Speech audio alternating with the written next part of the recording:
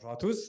Alors, on va accueillir pour ce premier panel Julie Jouvencel, qui est Director de Socience, et Erwan Panier, qui est CTO CSO de Spark Clean Tech. Alors, je vous laisse vous asseoir, je vais me mettre au bout. Alors, justement, ça va être l'occasion de rentrer dans le concret, comme tu disais, Greg. Bonjour Dimitri. Bonjour. Bonjour. Première question que je vais vous poser à l'un à l'autre, c'est de vous présenter et puis d'expliquer un peu chacun la structure dans laquelle vous travaillez. Peut-être Julie, pour commencer.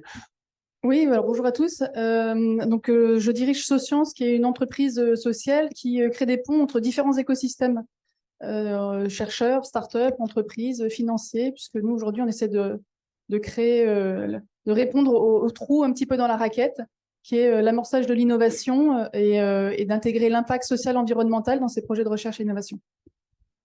Erwan. Et moi, je suis donc Erwan Panier, j'ai cofondé Spark Clean Tech. On est une startup early stage dans l'hydrogène. On développe une technologie de plasmalyse qui permet de produire de l'hydrogène avec 4 fois moins d'électricité qu'un électrolyseur. Et moi, j'ai un parcours plutôt ingénieur. Je me suis formé ensuite en physique des plasmas, une thèse, Université Paris-Saclay, un peu à Stanford. Et je suis revenu en France pour fonder Spark Clean Tech. Je suis passé par une case maturation dans une SAT pour vraiment faire du développement scientifique jusqu'à un proto. Donc ça nous a occupé les 2-3 dernières années. Et là, l'année dernière, on a fini cette phase-là, créé vraiment Spark pour nous projeter sur notre nouvelle phase qui est pilote industriel. Donc j'ai entendu beaucoup le financement, mais aussi le déploiement. Et on est vraiment là-dedans. Je pense qu'on touche à quelque chose de très important et j'ai hâte d'en reparler. Alors, commençons tout de suite. Est-ce que tu peux nous raconter, Erwan, juste cette étape-là de prématuration, le passage par la SAT et peut-être même avant, pourquoi être revenu des États-Unis à la France? Est-ce que c'était le bon choix? Je sais pas, c'est peut-être un peu tôt pour répondre. Bon, enfin, si les choix, on ne saura jamais, de toute façon, on les fera pas tous, mais clairement, un projet comme Spark, ça n'existe pas aujourd'hui sans cet écosystème-là en France. Donc moi, il y a 10 ans, je pense que ça restait une technologie sur une étagère, un joli bouquin, une thèse, et puis point barre. Je pense qu'aujourd'hui, il y a quand même un écosystème qui s'est monté, qui n'est pas encore complètement abouti, mais au moins au niveau sortir des projets, des labos et donner l'impulsion, l'envie à des gens de sortir ces projets-là, ça existe. Il y a différentes modalités, il y a différents modèles, hein. Moi, je suis passé par des SAT, il y a des startup studios, il y a des innos dans des universités, il y a quelque chose. Là où ça a été un petit peu plus difficile, ça a été d'amener très vite des gens business dans le projet, parce que nourrir des gens business quand on a encore un truc qui est TRL 2, 3, c'est complexe. Et en même temps, si on le fait pas, on perd 2 ans. Donc, nous, on a réussi à faire ça avec une première associée sur 2 ans pendant qu'on développait la techno jusqu'à un vrai TRL4 maintenant. Ça nous a permis de l'orienter. Et ça se met en place. Enfin, il y a quand même pas mal de marques d'intérêt de gens du business qui viennent chercher des projets et accompagner. Donc, je suis assez optimiste sur le fait qu'on peut le faire. Par contre, là où je pense qu'on a un vide complet aujourd'hui, c'est toute la phase après, c'est-à-dire comment je vais d'un proto à un premier pilote. Et là, comment je le déploie très vite, parce qu'en fait, il n'y a aucune interaction, ou très peu en fait, entre tout le tissu industriel, c'est de ça dont on parle, hein, qui va permettre de déployer un proto jusqu'à un vrai gros pilote industriel. Il y a très peu d'interaction avec ça. Voilà. Et exemple concret, je pense il y a pas beaucoup de gens de PME dans cette assemblée. Nous, en tout cas, sortant d'université, donc porteur de projet, sortant de labo, on a quasiment zéro contact avec ces gens-là. Sauf que c'est ça qu'il faut faire pour que monter un pilote, commencer, signer un projet, avancer, déployer quelque chose en 3-4 mois, se projeter. C'est avec des gens-là et ce tissu-là industriel qu'il faut qu'on travaille pour aller vite. Alors justement, est-ce que ça fait pas une transition C'est absolument toute magnifique. trouvée pour ce Bravo, soir? merci. C'est bon concert. Et justement, c'est fort de ce constat qu'on a créé Socience pour précisément faire sortir des labos les chercheurs et les mettre en application. Après, nous, on a une position assez radicale. Je reviens 2 minutes sur ce que Céline a dit sur les problématiques systémiques qu'on rencontre et le besoin d'accélérer. Donc nous, chez Socience, on le fait, mais que dans un cadre justement de résolution des enjeux sociétaux environnementaux. Parce qu'on pense que sur ces enjeux-là, il faut justement créer des synergies entre les différents écosystèmes de la recherche, de la société. Et du coup, pour faire sortir les gens des labos, le moyen, c'est de repartir du problème fondamental, qui n'est pas forcément répondre à des problématiques que industrielles, mais également répondre à tous les enjeux qu'on connaît aujourd'hui et qu'on a bien vu avec les crises systémiques, les chaînes de valeur. Et donc, il faut faire du transsectoriel aussi, du transdisciplinaire.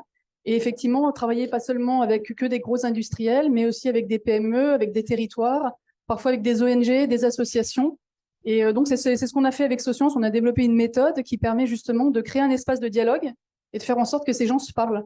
Je vous donne un exemple concret. On a travaillé pour un éco-organisme sur la filière textile. La difficulté pour eux, c'était de financer justement des innovations sur l'industrialisation de la collecte et du tri des textiles usagés non réutilisables. Ce qu'on donne pas à Emmaüs, ce qu'on met pas sur Vinted et qu'on jette à la poubelle.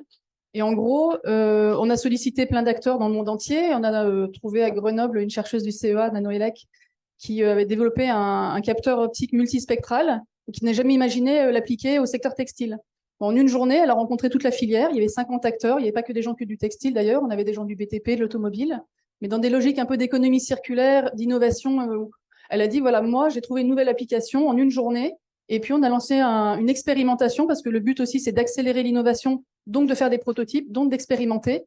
Et dans la recherche et innovation, c'est vrai que il faut aussi intégrer les méthodes nouvelles, entre guillemets, qui ont 25 ans, mais de design thinking, de méthodes agiles, qui sont de l'itération et l'expérimentation. Donc l'un n'empêche pas l'autre. D'un côté, on cherche, de l'autre, on finance, on investit, etc.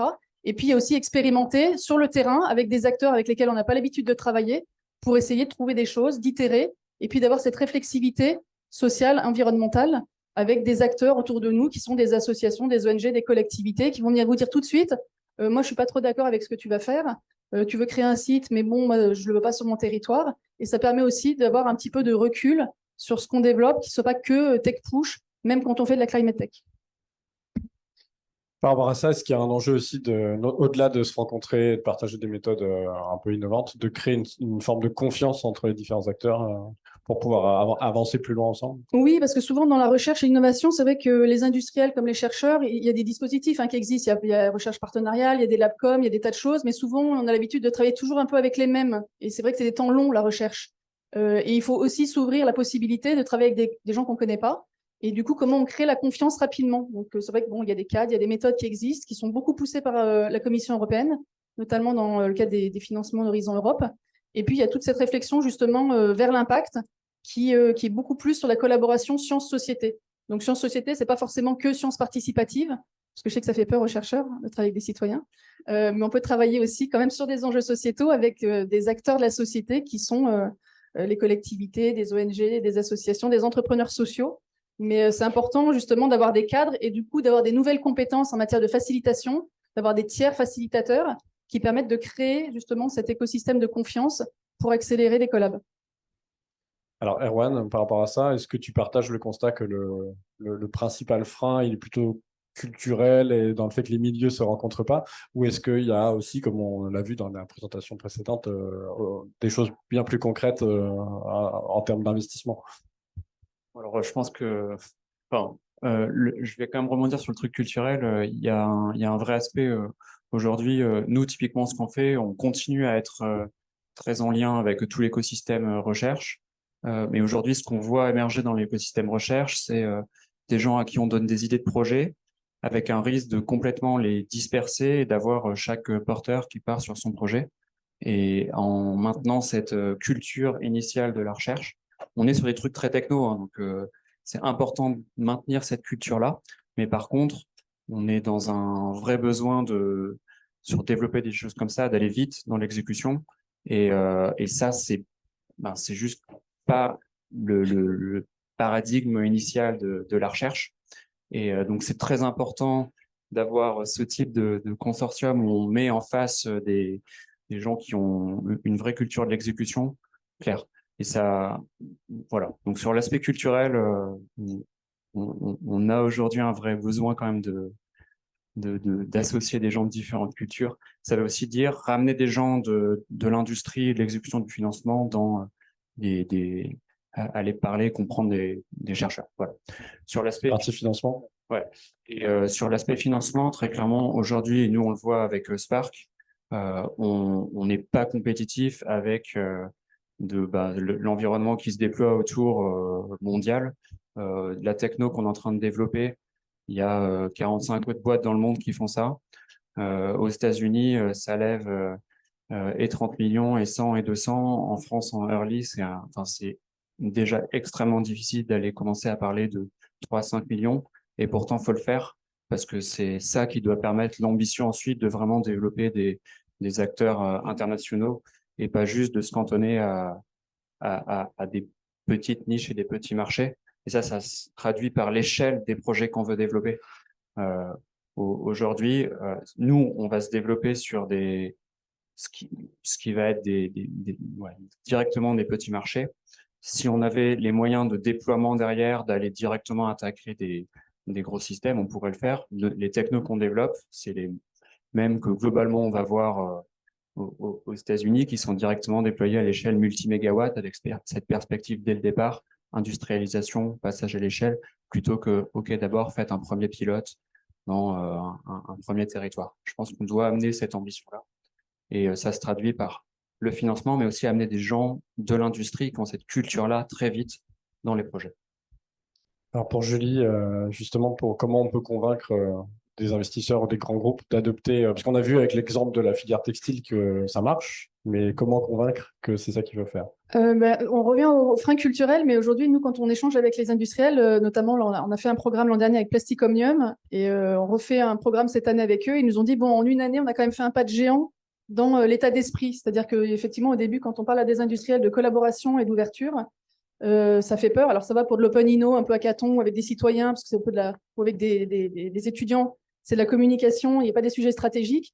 Mais dès qu'on est sur des sujets, justement, un petit peu stratégiques, ils ont du mal à s'ouvrir. Donc, le frein, il est là. Après, ils le disent tous, il faut qu'on y aille. On sait très bien qu'on a besoin de nouvelles compétences qu'on n'a pas en interne et qu'on n'a pas auprès des partenaires habituels avec lesquels on travaille, que ce soit des chercheurs ou des chaînes sur la chaîne de valeur des parties prenantes. Donc, il y a toujours quand même ce frein-là. Ils y viennent et ils ont bien, ils savent qu'il faut avoir une démarche d'ouverture, mais on est vraiment à ce changement de paradigme. C'est en le faisant, en fait. C'est vraiment sur des sujets d'innovation, de leur dire, testez, vous avez quand même un peu de sous. C'est maintenant qu'il faut prendre des risques aussi un petit peu. On ne peut pas faire de l'innovation sans prendre de risques. Donc, à un moment donné, il faut quand même lâcher un petit peu la bride, l'argent, et puis tenter des choses. Est-ce que la gestion de l'API, de la propriété intellectuelle, c'est aussi une difficulté? Ouais, c'est un gros sujet. Alors nous, c'est vrai que dans les projets, au début, on essaye d'ouvrir, d'aller chercher justement des acteurs parfois qui viennent de pays du Sud, donc une démarche beaucoup plus frugale, beaucoup plus low-tech, parce qu'on ne pense pas non plus qu'il n'y a que la science et la techno qui va nous sauver. Hein. Et du coup, d'ouvrir aussi un petit peu ces sujets-là, à un moment donné, quand on a des petits acteurs, qui ont des petits bilans, qui ont une existence de moins de 2-3 ans, il faut aussi les voir en mode, on est là aussi pour améliorer des TRL, pour expérimenter des choses. Et puis, quand on monte les consortiums, c'est là qu'on va discuter propriété intellectuelle. Alors, nous, on essaye en amont de cadrer un petit peu, de dire, d'être le tiers de confiance aussi à ce niveau-là. Quand on travaille avec des industriels et avec certains instituts de recherche, ils arrivent quand même avec leur service juridique derrière. Mais le problème, c'est que ça freine toujours un petit peu les échanges. Donc, on essaie aussi de faire de l'innovation juridique là-dessus. On y travaille, mais c'est un peu compliqué. Erwan, en introduction, tu mentionnais la difficulté dans la phase suivante, la maturation et même après le passage à l'échelle industrielle. Est-ce que tu peux nous détailler un peu ces difficultés-là sur cette étape-là en particulier? Oui, puis comment nous, on les a surmontés. Et très vite, je pense que c'est un point de données qui va être le mien et c'est important de l'avoir en tête. C'est quand monter un projet qui a une ambition, c'est avant tout des gens, des compétences derrière qu'on va pas tous sourcer, c'est savoir à qui s'adresser. Très clairement, c'est ça. Et aujourd'hui, en fait, à l'échelle, c'est pas le rôle d'une université. De toute façon, elle le sait pas. Et on est dans un vide complet quand on sort ces projets-là pour aller chercher les bons guichets, les bons acteurs à ramener pour constituer l'équipe. Pas l'équipe nécessairement cœur qui va développer la techno. Enfin, on vient de ça, on sait le faire, mais tout ce qu'il y a autour pour anticiper les étapes, l'industrialisation et des choses comme ça. Et donc, typiquement, nous, dans Spark, c'est des choses qu'on a fait de manière, et que moi, j'ai porté de manière très proactive, mais complètement indépendamment des institutions autour. Ou en tout cas, en allant un petit peu plus vite, j'ai pas été poussé par ces institutions-là pour aller très vite structurer l'équipe qui va, dès les années 1, 2, déjà projeter dans comment j'industrialise, des choses comme ça. Et ça, on doit, je pense, le systématiser Et parce que ça doit pas juste être des cas particuliers à chaque fois, parce qu'on perd du temps, en fait, on perd un temps fou à 2-3 ans à aller chercher les bons acteurs. Et une fois qu'on a ramené 1-2 personnes de l'équipe, bah, tout de suite, c'est tout voilà, tout un portefeuille, des idées, des contacts, une expérience qui s'ouvre. Et très concrètement, nous, typiquement, il y a 1 an, on se projetait sur une phase de déploiement en pilote industriel qui allait nous prendre 2 ans et demi, parce qu'on allait internaliser, chercher telle et telle compétence. Je ramène un associé qui a, lui, beaucoup plus de 20 ans, 25 ans dans l'industrie.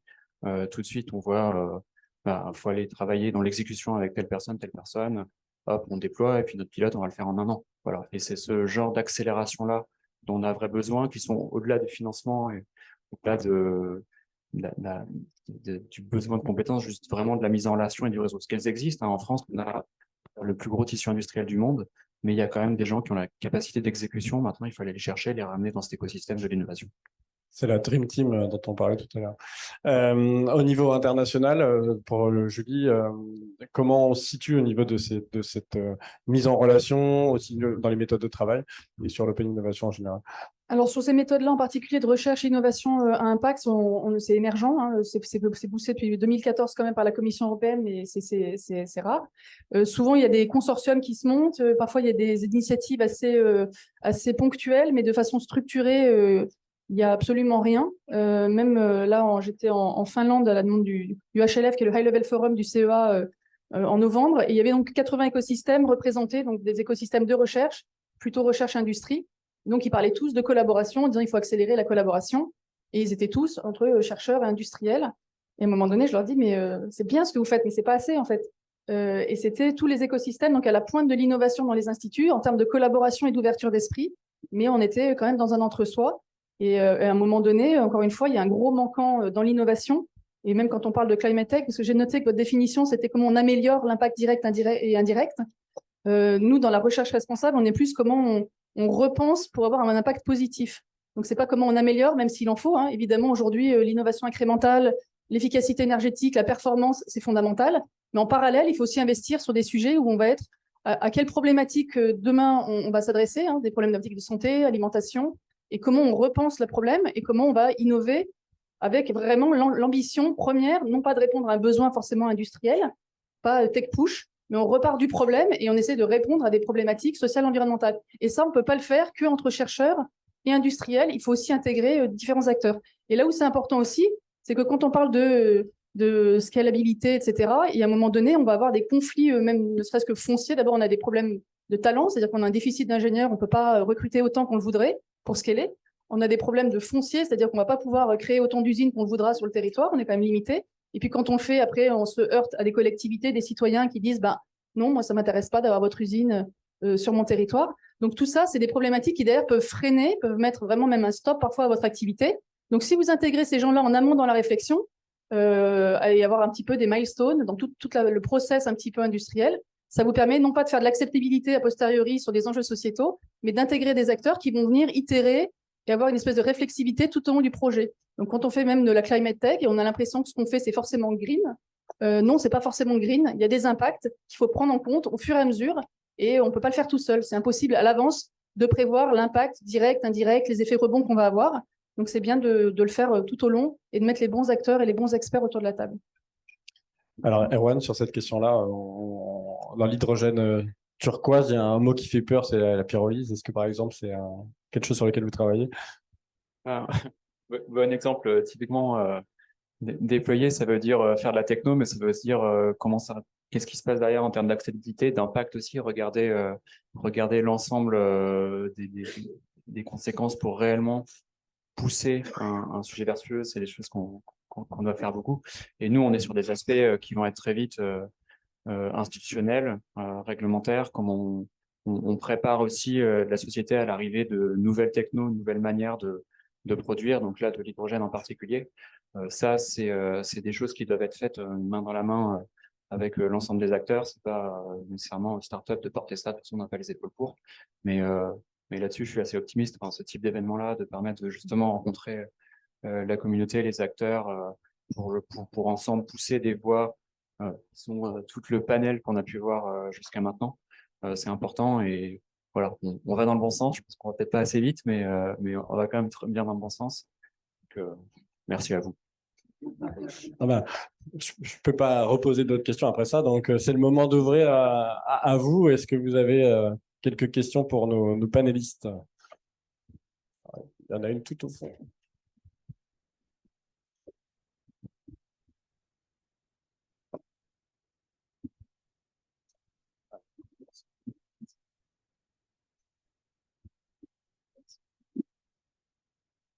Il faut passer à l'échelle en termes de nombre de micros.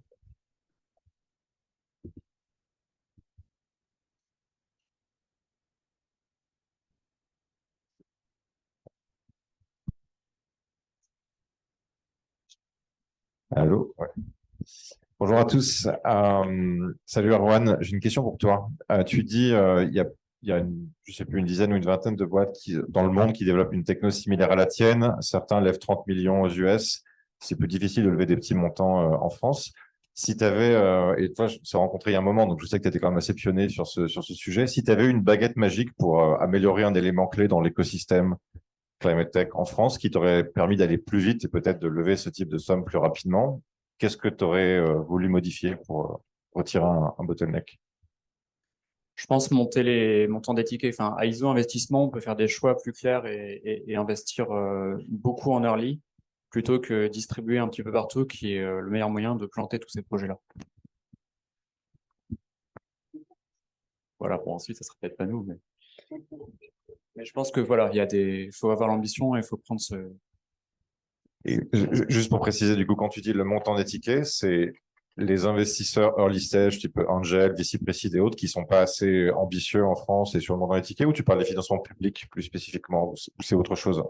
Je pense les deux. Enfin, nous sur Spark pré-levée de fonds et vraiment dans la phase maturation techno, on fait pour ce public quoi, une SAT. Ils mettent un demi-million d'euros dans un projet, c'est énorme à l'échelle française. L'ARPA, ça arrose 2-6 millions par projet. Voilà, donc déjà, cette échelle-là, il y a un gap. Et ensuite, dès qu'on arrive sur du seed, faire un seed à 5 millions en France, c'est compliqué. Voilà. Et donc, à ISO, on n'a pas autant d'argent qu'aux États-Unis peut-être, mais on peut à ISO Argent flécher sur moins de projets et vraiment avec l'ambition d'en faire des beaux champions. Oui, bah, Bonjour, merci. J'ai une question pour vous deux. Vous avez parlé de la difficulté un peu majeure qui est un peu le cas chez tout le monde, c'est le passage à l'échelle, le déploiement, le lien avec les PME. Aujourd'hui, c'est vrai que les PME, elles doivent investir de l'argent sur du risque, alors que bon, elles sont elles-mêmes en situation beaucoup plus compliquée que d'autres groupes industriels. Est-ce que vous avez des liens, en tout cas de l'influence, auprès des institutions publiques pour qu'elles accompagnent les PME à pouvoir financer ces déploiements industriels, là où finalement il y a quand même plus de dispositifs qui vont financer l'amorçage ou du test, mais assez peu de passage à l'échelle? Alors nous, on a une activité institutionnelle, entre guillemets, en tout cas, on échange. Alors nous, on n'est pas surfléché directement à des acteurs, mais plutôt à des projets, à des consortiums. Donc toujours dans cette logique d'écosystème, mais effectivement de donner accès justement à des financements de recherche et d'innovation aux PME à travers du financement d'écosystèmes émergents. Donc oui, on y travaille, on échange avec le ministère de la Transition, le ministère de la Recherche, France 2030, c'est nos sujets. Et il n'y a pas qu'un sujet de financement et de faire porter le risque par les PME. Là, nous, typiquement, sur Spark, les besoins réels, c'est des sous-traitants, c'est des fournisseurs. Et c'est un réseau qui a la capacité d'aller exécuter, monter le pilote avec nous. Voilà, nous, on a le cœur de techno, du plasma, contrôler la foudre, quoi. Enfin, c'est réellement ce qu'on fait.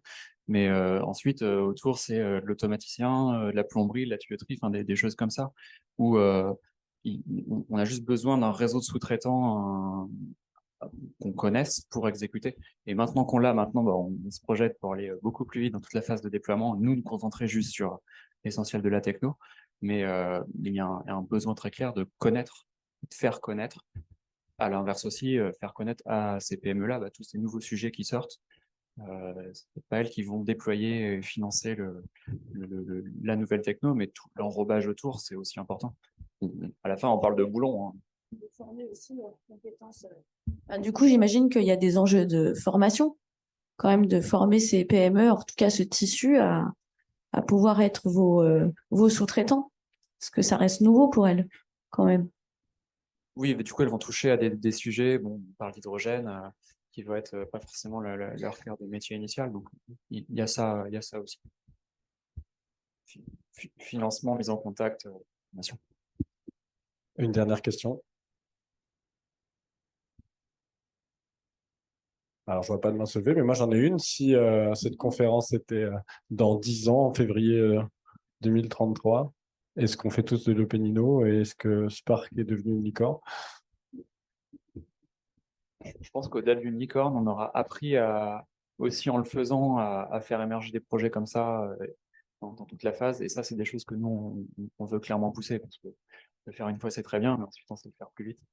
Donc, on fera 10 licornes. Et oui, on espère, parce qu'effectivement, comme disait Erwan, plutôt que d'éparpiller un petit peu pour voilà, arroser tout le monde pour être sûr qu'on rate rien, bah, parfois, justement, on pousse pas assez certains champions. Et de la même façon que dans des logiques de diversification de portefeuille, on investit dans plein de choses, ou dans des filières en particulier, bah, c'est vrai que parfois, mutualiser aussi les coûts en travaillant en collaboration, en cofinancement public-privé, ça peut permettre d'accélérer, d'aller plus vite, d'aller plus loin ensemble. Ben, merci beaucoup à tous les deux. Merci beaucoup. On va passer à la deuxième discussion. Je vais passer le micro à Pénélope Le Ménestrel du Breakthrough Energy. Bonjour à tous. Peut-être avant d'entamer les questions, je vais laisser nos panélistes se présenter. Cyprien, tu veux commencer? Cyprien Canivinck, je suis le rapporteur général du comité de surveillance des investissements d'avenir. Donc, je suis chargé du suivi du plan France 2030 et de contribuer à son évaluation. Je vais dire un mot de France 2030 dans quelques instants. Et Emmanuel Parmentier, bonjour, ravi d'être ici. Je suis un des managing partners d'un cabinet de conseil en stratégie qui s'appelle Indéfi, qui travaille avec les investisseurs financiers sur les sujets de finances durables notamment. C'est une équipe de 25 personnes qui ne fait que travailler avec des investisseurs sur comment déployer des fonds d'une manière durable. Merci beaucoup. On vient de parler du coup du triptyque clé entre recherche, innovation, entrepreneuriat, et puis on a touché déjà à ces sujets, mais pour permettre d'avoir un écosystème durable autour des technologies climat en France, on a besoin d'avoir les conditions propices en termes de réglementation, de normes, de financement d'investissement, de formation, mais également de structuration de la chaîne de la valeur. Et du coup, la première question, et alors Erwan et Julie en ont parlé un peu, de l'importance de la collaboration, des synergies entre les acteurs émergents et les industriels. Et là, donc Cyprien, je me tourne vers toi d'abord. Est-ce que tu peux nous dire, selon toi, quel rôle l'État, et donc là, via le plan d'investissement France 2030, pourrait jouer justement pour stimuler la collaboration entre acteurs émergents et grands groupes?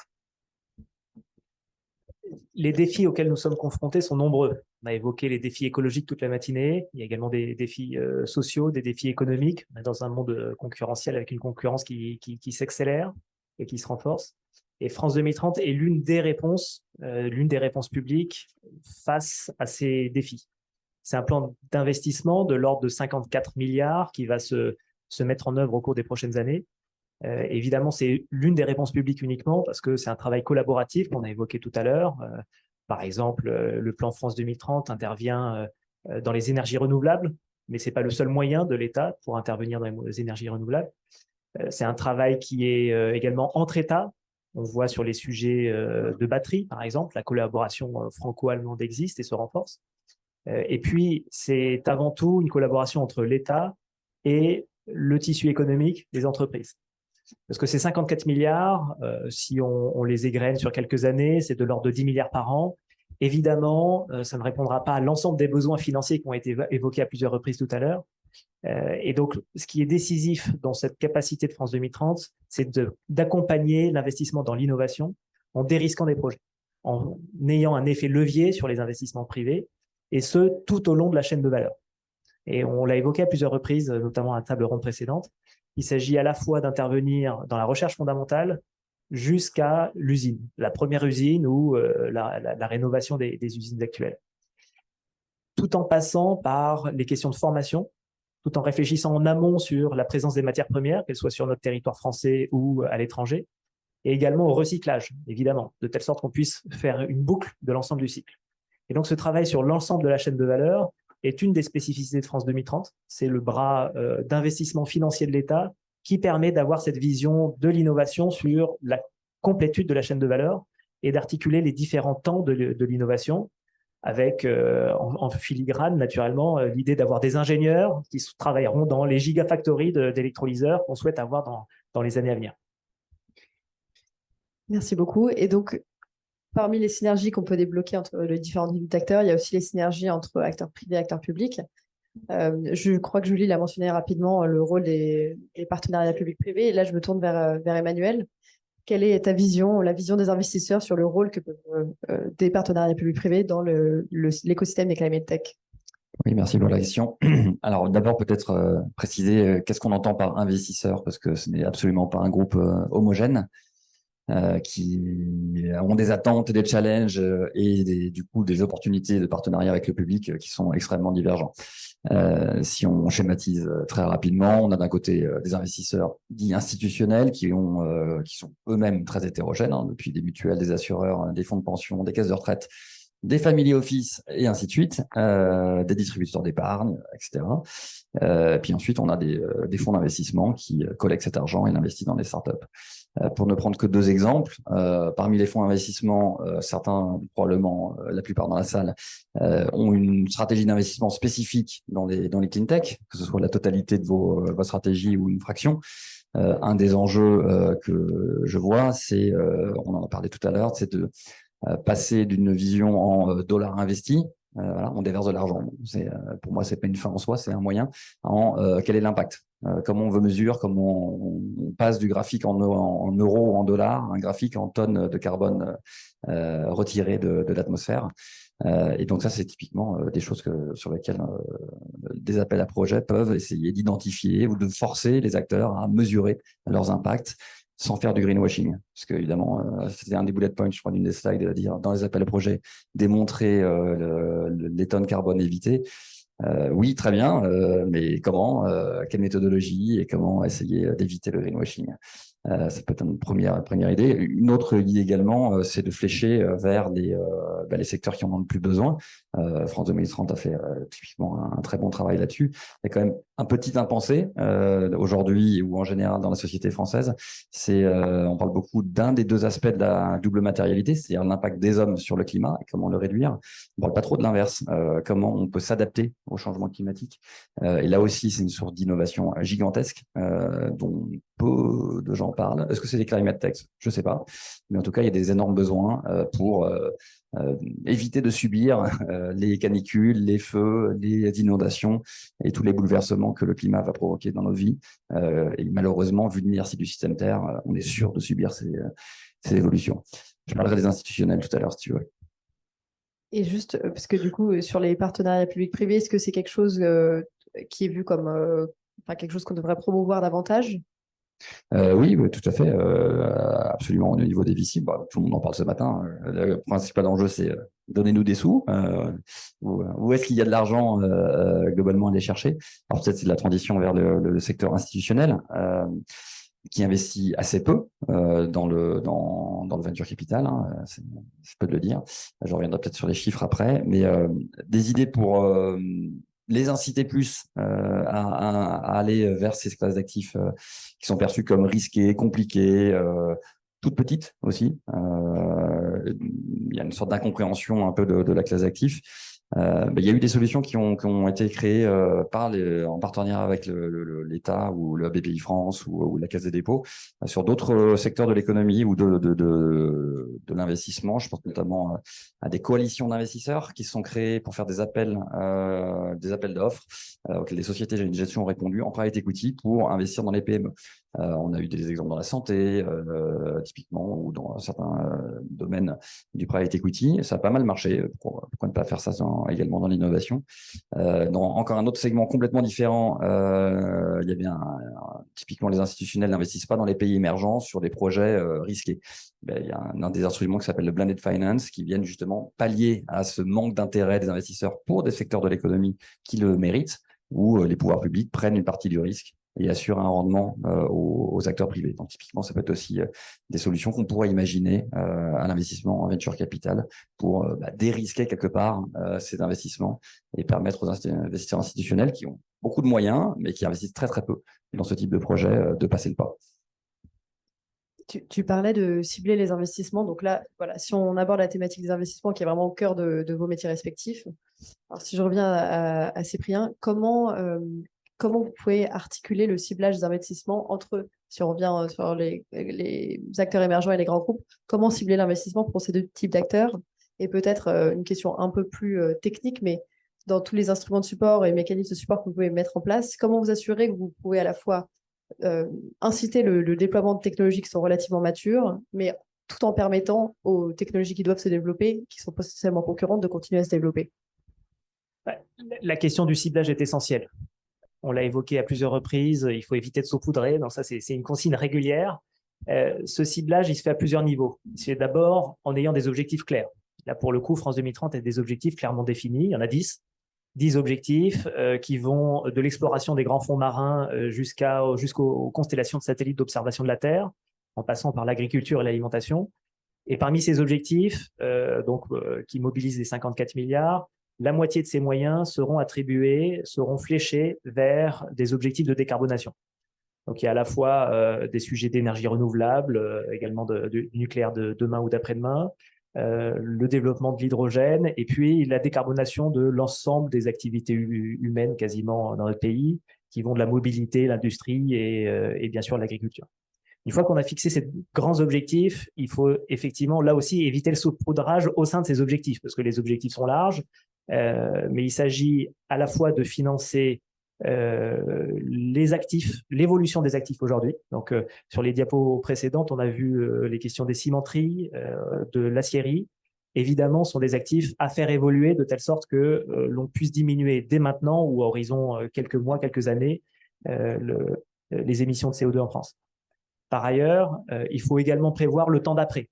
Le temps d'après qui peut être dans quelques mois, quelques années, ou le temps d'après qui peut être dans 50 ans. Quand France 2030 soutient les réacteurs nucléaires innovants, il y a quelques startups, quelques projets qui vont être accompagnés. L'horizon de mise sur le marché, c'est des dizaines d'années. Inversement, quand il s'agit de soutenir une gigafactory de batteries pour rentrer dans la chaîne de valeur de Renault, de Stellantis, notamment sur notre territoire national, l'horizon temporel est beaucoup plus court. Donc, il y a une question de ciblage des horizons temporels, mais également des acteurs. Évidemment, il faut financer à la fois des projets de recherche, CEA, CNRS, etc., qui vont pouvoir se traduire quelques années plus tard dans des projets un peu plus économiques, dans les startups, des preuves de concept, et puis faire accompagner cette remontée de TRL jusqu'à la première usine pour certains acteurs, ou, comme je l'évoquais, la deuxième, la troisième, la quatrième usine. Et donc, il faut arriver à cibler l'ensemble de ces segments de la chaîne de valeur sans segmenter. Ça, c'est quand même un véritable enjeu, c'est-à-dire qu'on a besoin d'articuler l'ensemble de ce continuum, d'avoir une vision de l'ensemble de la chaîne, parce que si on rate l'aspect paillasse, on aura peut-être l'usine de demain, mais on n'aura pas celle dans 15 ans. Ou inversement, si on finance uniquement la paillasse, on n'aura pas l'usine, on n'aura pas l'acier vert dont on a besoin aujourd'hui. Donc, c'est un travail de ciblage qui se fait de manière fin, tout en ayant une hauteur de vue. C'est toute la question de la difficulté de cet équilibre. C'est la raison pour laquelle les moyens de 54 milliards sont relativement conséquents, mais ils sont, comme je l'évoquais tout à l'heure, insuffisants. Et donc, sur tous les objectifs de France 2030, il s'agit d'aller chercher les moyens financiers privés. Donc, c'est naturellement un appel à lever des fonds privés pour accélérer ces innovations et contribuer à flécher ces moyens financiers privés et à dérisquer une partie des moyens financiers privés. Et ce risque, il est à la fois sur l'horizon temporel. On n'a pas évoqué le quantique, par exemple, mais sur les applications potentielles des technologies quantiques sur les énergies renouvelables, il peut y en avoir de nombreuses. Et également la question du risque non temporel, mais de l'échec possible qu'on a évoqué à plusieurs reprises. C'est une bonne transition parce que tu faisais mention des financements privés. Et Emmanuel, du coup, toi qui as une vision, on va dire, macro des flux d'investissement en France, est-ce que tu peux nous en dire plus sur quels sont les types d'investisseurs, dans quoi ils investissent et surtout dans quoi ils n'investissent pas? Et sur ce dernier point, est-ce qu'il y a des choses à faire, des leviers à activer, justement pour débloquer ces barrières? Oui, je vais vous donner quelques chiffres et puis une petite anecdote. Alors d'abord les grands chiffres. Le marché institutionnel français, si on parle de celui-là, composé donc de en gros 200 investisseurs. Ce sont des caisses de retraite, quelques fonds de pension à la française, mais surtout des assureurs et des mutuelles. Il y a aussi quelques acteurs publics comme la Caisse des dépôts et des fonds propres bancaires. C'est 2500 milliards d'euros environ. Et c'est le résultat de quelques dizaines d'années, quelques petites centaines, on va dire, d'épargne des Français cumulées au sein de ces grandes poches d'actifs. Maintenant, l'anecdote, donc on se targue chez Indéfi d'observer ce marché à la loupe tous les ans. On interviewe plus de 150 de ces investisseurs et on scrute leurs bilans et on les compile. Donc théoriquement, on est censé savoir tout sur dans quoi ils investissent. Donc j'ai demandé avant-hier, tiens, j'ai une conférence. Pouvez-vous me dire, chères équipes d'Indéfi, combien de ces 2500 milliards d'euros sont investis en clean tech? On regarde avec des grands yeux. Déjà, je suis pas sûr qu'ils connaissent le mot. Deuxièmement, disent jamais entendu parler, on n'en a jamais parlé, c'est pas dans les stats. Je dis ok, alors en venture capital, elle dit oula, oui, ça je connais, mais j'en sais rien, c'est trop petit. Alors je vais un peu plus large. Je dis bon, alors en non coté, en private equity, là oui. Donc les chiffres sont 2% en private equity et 1,5% à peu près en infrastructure. Donc ça fait en gros 4% des allocations, 100 milliards d'euros qui sont investis dans des classes d'actifs non cotés. Je laisse de côté la dette privée ou l'immobilier qui sont plus gros. Donc c'est tout petit. Le private equity et à l'intérieur le VC, c'est tout petit et les clean tech, c'est encore plus petit. Tellement petit que ça passe sous le radar. Il faut quand même comprendre que ces investisseurs institutionnels gèrent certes des centaines de milliards d'euros, mais avec des petites équipes. Vous serez surpris de connaître la taille des équipes chez certaines mutuelles qui gèrent peut-être 20 milliards d'euros. Ils sont 5 ou 6. Et mettre des tickets ou réfléchir à mettre des tickets de centaines de milliers d'euros ou de petits millions, c'est du temps quelque part qui n'ont pas le temps de passer. Donc ça, c'est le principal enjeu. Il faut aussi savoir que c'est un point haut, le 100 milliards d'euros et le 4%. Inexorablement, malheureusement, il va baisser en 2023 pour des raisons en fait qui sont liées à la trop bonne performance, si vous voulez, de ces classes d'actifs-là. Comme tout le reste de l'allocation a baissé, le 3 et quelques pourcents est passé à 4%. Par un effet juste cette partie-là, 100 milliards, n'a pas bougé, le reste a diminué. Et donc, on tape des ratios trop élevés chez des institutionnels qui ne peuvent plus investir en non-coté. Ils sont au maximum de ce qu'ils peuvent faire réglementairement. Donc, qu'est-ce qui va s'investir quand même en 2023 Quelques bonnes nouvelles. Les infras. Il y a toujours des programmes d'investissement en infrastructure. Donc, on a quand même mentionné ce mot projet d'infra à plusieurs reprises ce matin. Donc oui, il y a toujours du déploiement possible en 2023 dans les fonds infra et dans les projets, donc pour mettre à l'échelle et déployer. Et deuxièmement, sur de l'impact. J'aime pas trop ce mot, alors on va dire sur des actifs durables, pour reprendre le mot précis de la réglementation, parce que tous ces investisseurs ont des programmes depuis de nombreuses années, ils vont être jugés par leurs pairs, le régulateur, ainsi de suite, sur la part d'actifs durables dans leurs investissements. Donc là où il y aura des flux, donc je reviens à ma remarque de tout à l'heure, pour pouvoir lever des fonds en 2023, il faut démontrer votre impact. Et pas que en euros, mais aussi en tonnes évitées ou en autres mesures d'impact liées à des sujets de développement durable.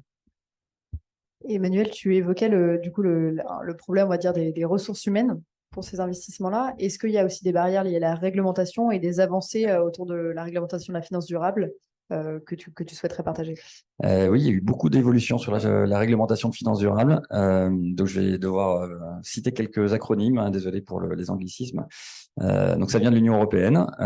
Et la philosophie d'abord, avant de parler des acronymes, c'est de mettre de la transparence dans tout ce secteur financier sur quels sont les actifs durables dans les grandes poches d'investissement. Donc, tous les acteurs vont commencer ou commencent déjà dès cette année à reporter chaque année sur qu'est-ce qu'ils ont fait en termes de finances durables et en particulier, quelle est la part de leurs investissements investis dans des projets, des fonds, des entreprises qu'on peut qualifier de durables au sens de l'Union européenne. Les instruments pour faire ça, ça s'appelle la taxonomie, le SFDR, le CSRD, le CSDD. Donc plein d'acronymes que je ne vais pas décrire ici parce que c'est un peu pénible et ennuyant, on va dire, mais qui vont provoquer deux choses. Une inflation du reporting. Donc là, on est en plein dedans. Tout le monde est obsédé par, on a l'impression, par collecter de la data et faire du reporting. Donc là, on est dans la phase un peu compliquée de cette réglementation, de déploiement, où tout le monde se plaint en disant vous nous mettez de la paperasse, à quoi ça sert? J'ai tendance à quand même faire confiance et à dire attendez encore 2-3 ans. Le plus dur est aujourd'hui. À partir de dans quelques années, on va pouvoir utiliser cette information et cette transparence. Les journalistes, les ONG, les institutionnels, les investisseurs dans les fonds eux-mêmes, les particuliers, vous, les citoyens, pouvons regarder ce que font les investisseurs en votre nom et louer les flux en disant je privilégie ma banque, mon support d'épargne, mes investissements vers des acteurs qui sont meilleurs. Et ça, c'est l'objectif ultime de l'Union européenne, de pouvoir faire la transparence et flécher les investissements. Donc aujourd'hui, c'est perçu comme un frein, mais je pense que ça peut être un gros accélérateur. Et si aujourd'hui, vous financez des projets ou des entreprises qui, dans quelques années, pourront prouver qu'ils sont alignés avec la taxonomie, je peux vous dire que ce projet ou cette entreprise vaudra très cher. Parce qu'il y a beaucoup d'investisseurs qui vont se battre pour être au capital de ce type de structure. Pas mal d'avancées côté réglementation finance durable. Sur la réglementation sectorielle, parce que ça aussi, ça permettra de débloquer davantage d'investissements. Cyprien, est-ce que tu as des avancées certaines avancées réglementaires qui, selon toi, sont nécessaires justement pour promouvoir cet écosystème durable des climate tech françaises? On sait bien que les verrous à l'innovation sont nombreux. On a évoqué le verrou financier pendant quasiment 2 heures, mais il y en a d'autres. À un moment, on a évoqué le verrou de la propriété industrielle. On peut également mentionner les difficultés d'exportation, l'intelligence économique, les enjeux qui vont également de tout le spectre normatif qui va de la décision individuelle pour construire une usine jusqu'à la norme européenne ou internationale qui peut contribuer à constituer un frein à l'innovation. Et du coup, France 2030 intervient sur le spectre financier d'abord, puisque c'est avant tout une enveloppe financière de 54 milliards, comme je l'évoquais tout à l'heure, qui finance les projets émergents, c'est-à-dire les nouveaux acteurs pour moitié. Mais on sait bien que si on met le pied sur l'accélérateur financier uniquement, eh bien les projets vont pas pouvoir suivre une trajectoire de développement rapide parce qu'elles seront freinées par d'autres dimensions. Donc c'est la raison pour laquelle le plan d'investissement s'articule avec la logique normative au niveau local, au niveau national, au niveau européen évidemment. Et donc je pense que la norme, au fond, si on schématise, il y a un peu de 3 grandes catégories. Il y a la norme qui est un frein. Et pour cette condition-là, il faut parvenir soit à expérimenter, soit trouver une voie dérogatoire, soit lever cette norme. On sait bien, ceci dit, qu'on ne va pas supprimer tout le code de la santé publique et tout le code de l'environnement pour financer l'innovation. Donc, il faut à chaque fois avoir une analyse fine des capacités à innover, à expérimenter. Donc ça, ce travail est fait, par exemple, avec France Expérimentation, qui est un organisme qui mêle à la fois l'expertise technique et la capacité auprès des services de la Première ministre de lever des difficultés juridiques. On voit également dans le débat parlementaire actuellement des textes de loi, des dispositions législatives qui visent à accélérer ces innovations. Donc ça, c'est le premier point, lever les freins lorsqu'ils existent.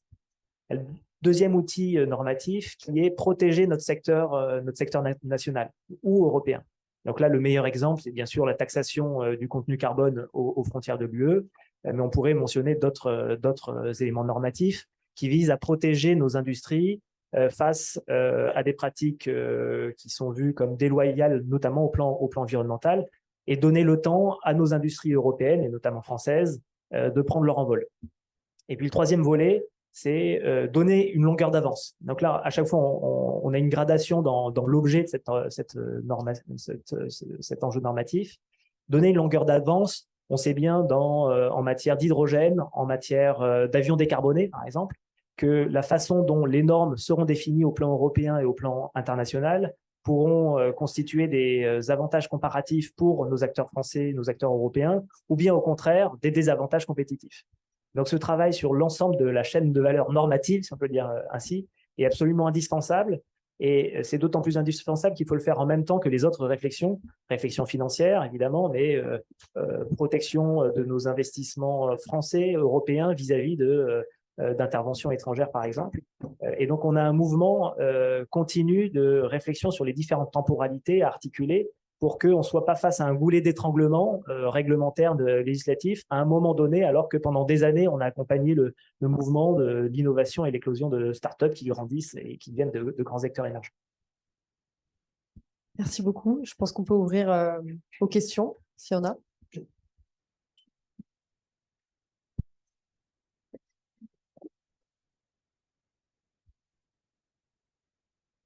Merci. Bonjour, Thomas Perrin-Carlin, je dirige le programme Europe à l'Institut de l'économie pour le climat. J'ai une question pour Cyprien.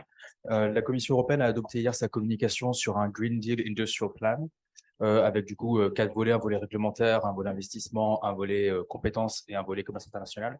Sur le volet investissement en particulier, sur la base des premières leçons de France 2030, selon vous, qu'est-ce que l'Union européenne devrait faire pour investir plus et mieux dans la clean tech? Bon, je ne suis pas spécialiste des questions européennes. Le périmètre français avec les 54 milliards m'occupe déjà beaucoup, je dois dire. Mais je pense que l'une des leçons, et les échanges d'aujourd'hui en témoignent, c'est qu'il faut arriver à le faire à la fois du sur-mesure et du sur-mesure très rapide. Rapide, pas tellement avec l'ambition comme on pouvait avoir avec France Relance ou la période de crise d'aller vite parce que c'est un élément de rattrapage de l'activité économique, mais aller vite lorsqu'on a identifié les bons projets qu'on souhaite financer et qu'on soit en mesure de mettre l'ensemble des moyens financiers et extra-financiers pour accompagner ces projets innovants. Donc, on a un enjeu de sélection et de rapidité dans l'accompagnement de ces projets en mobilisant l'ensemble du spectre des actions possibles. Et ça, c'est particulièrement difficile à mettre en place. À l'échelle d'un État, on y parvient notamment parce que on cherche toujours à renforcer, mais on y parvient dans la mesure où ce sont des politiques interministérielles, et en l'occurrence France 2030 est pilotée par un service interministériel qui s'appelle le secrétaire général pour l'investissement. Au niveau européen, on voit que c'est plus difficile parce que lorsque la Commission européenne d'une direction générale veut se coordonner avec une autre, c'est possible, mais lorsqu'il faut conduire un travail préalable d'harmonisation de l'ensemble des réglementations européennes qui sont nationales, on voit bien que tout de suite, ça peut prendre un temps un peu plus soutenu. On voit également qu'avec le fonctionnement de l'European Innovation Council, l'EIC, qui est l'un des bras financiers armés pour financer l'accélération des startups en Europe, on voit bien que mobiliser les ressources financières n'est pas si évident. Ça va pas forcément de soi. J'en profite pour souligner le fait qu'en France, on est plus rapide que certains de nos voisins européens. Donc ça fait toujours plaisir de voir que, contrairement à notre discours qui est parfois ambiant sur on arrive trop tard, trop lentement, trop peu, quand on se compare, on se rassure quand même largement. Et donc, cet aspect accompagnement personnalisé sous toutes ses dimensions et le plus rapide possible lorsqu'on a identifié les bons acteurs et lorsqu'on s'est trompé, parce que nécessairement ça arrive, avoir la capacité à retirer le soutien rapidement en acceptant le fait qu'on soit trompé, cet aspect de fail fast, que les Américains connaissent bien, mais c'est pas tout à fait notre approche non anglo-saxonne. Il faut l'assumer et le porter au niveau européen, et c'est ce qu'on essaye de faire avec France 2030, qui est bien sûr articulé avec ces enjeux européens. Moi, j'avais une petite question, mais plutôt, j'espère que vous allez me contredire dans ce que je vais dire. On investit beaucoup dans l'impact, la transition. Effectivement, il va y avoir du reporting à foison. Les opérateurs ont chacun leur outil un petit peu d'évaluation. Aujourd'hui, il n'y a pas vraiment d'outil normé pour essayer d'évaluer en amont quel va être l'impact. Donc, aujourd'hui, on investit finalement en se disant, OK, c'est super ce que vous faites, vous êtes de la climate tech, mais quel va être l'impact? Personne ne le fait. En matière financière, on a des BP, on a des plans de trésorerie, on a des pitch decks, on explique sa stratégie commerciale, marketing, avec des KPIs quand même.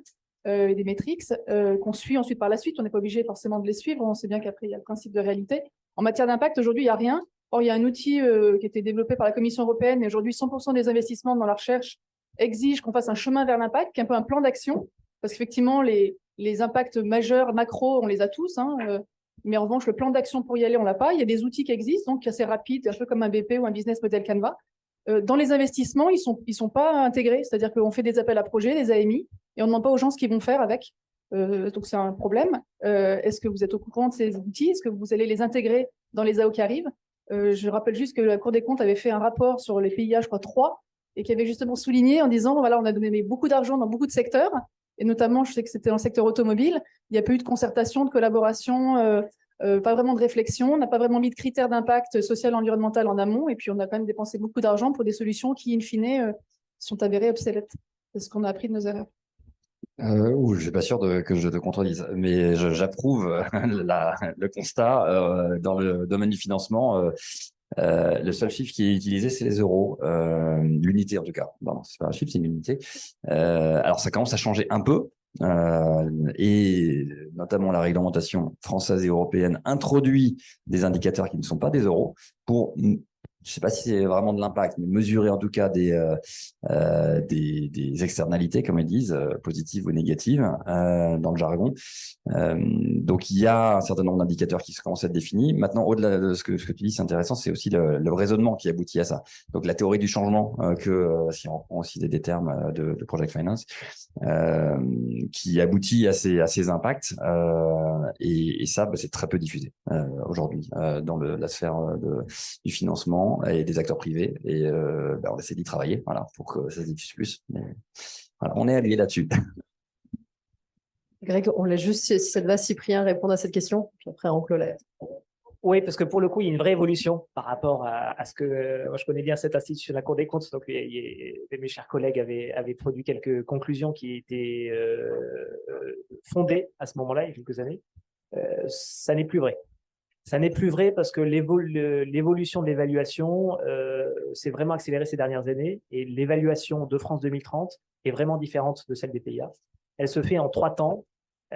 Donc de manière pompeuse, ex ante, in itinere, ex post, de manière concrète à tous les cycles d'innovation, à tout moment dans le cycle d'innovation. Donc lorsqu'un appel à projet, un appel à manifestation d'intérêt de France 2030 est lancé, il y a une réflexion d'abord sur les objectifs à atteindre. Quelles sont les cibles et donc les cibles en impact, gaz à émissions d'effet de serre, etc. Quels sont les effets? On demande à tous les porteurs de projets de telle sorte qu'ils définissent les réponses à ces impacts attendus, qui soient harmonisés et en lien avec les objectifs attendus pour l'ensemble de l'appel à projet, qui sont eux-mêmes en lien avec des grands objectifs de France 2030. Et tout au long de la mise en œuvre des investissements, on va demander un reporting que tu évoquais tout à l'heure aux porteurs de projet, de telle sorte que la trajectoire qui est attendue soit bien respectée. Et lorsqu'il y a un écart à la trajectoire, des mécanismes de correction sont faits, soit en changeant l'appel à projet, soit en arrêtant certains projets lorsqu'on considère qu'ils ne sont pas efficaces ou pas efficients. Dans ce cas, les moyens financiers n'ont pas raison d'être poursuivis. Et à la fin de l'action, une fois que les investissements ont été conduits, on se pose la question naturelle qui est on attendait X, a-t-on atteint X, Y ou Z? Et cette démarche en continu s'est mise en place rapidement l'année dernière. Effectivement, c'est une nouveauté qui nécessite une mobilisation de l'ensemble des acteurs, les porteurs de projets innovants évidemment, l'ensemble des opérateurs qui gèrent France 2030 au quotidien, donc BPI France, Caisse des dépôts, etc. Et un travail d'évaluation de l'ensemble qui se fait avec l'appui d'économistes en particulier pour améliorer la méthode d'économétrie qui est derrière et ne pas additionner des choux et des carottes comme ça peut être le risque tout simplement sur les émissions de CO2 où on peut avoir tendance à compter 3 fois la même chose ou au contraire ne pas considérer les éléments qui se cumulent et prennent des effets plus importants que si on fait simplement la somme des parties. Merci beaucoup. Greg, Merci beaucoup à tous.